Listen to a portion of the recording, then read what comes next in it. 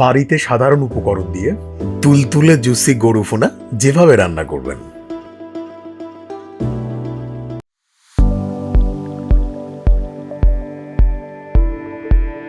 এখানে আমি নিয়েছি হাড় চর্বি সহ 4 কেজি গরুর মাংস।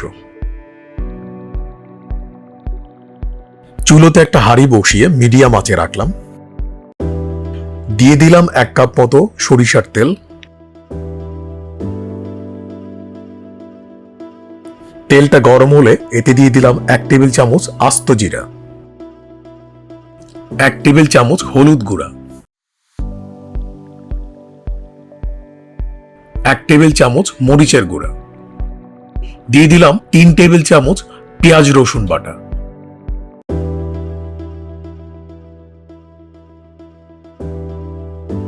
2 টেবিল চামচ আদা বাটা।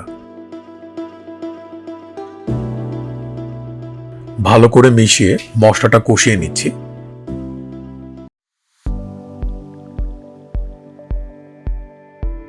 এবার দিব গরম মশলা, তেজপাতা, গরম মশলা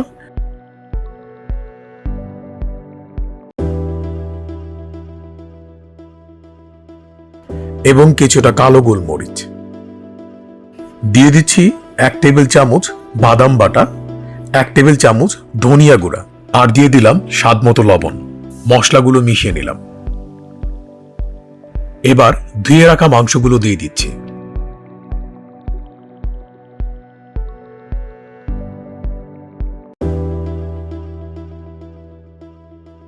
ঢাকা দিয়ে রান্না হতে দিলাম 5 মিনিট।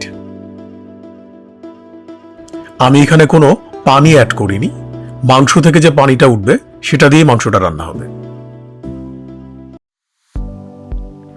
মিডিয়াম ফ্লেমে রান্না হতে দিব 30 থেকে 40 মিনিট। 40 মিনিট পর আমার মাংসটা সেদ্ধ হয়ে গেছে। এবার দিয়ে দিচ্ছি কয়েকটি কাঁচা মরিচ আর 1 টেবিল চামচ গরম মশলা গুঁড়া।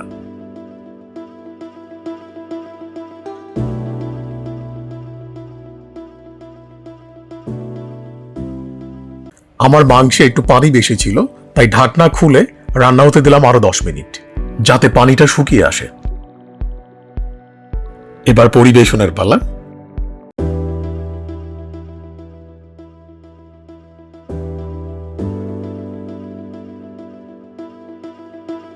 মাংসটা খুবই তুলতুলে আর জুসি হয়েছে।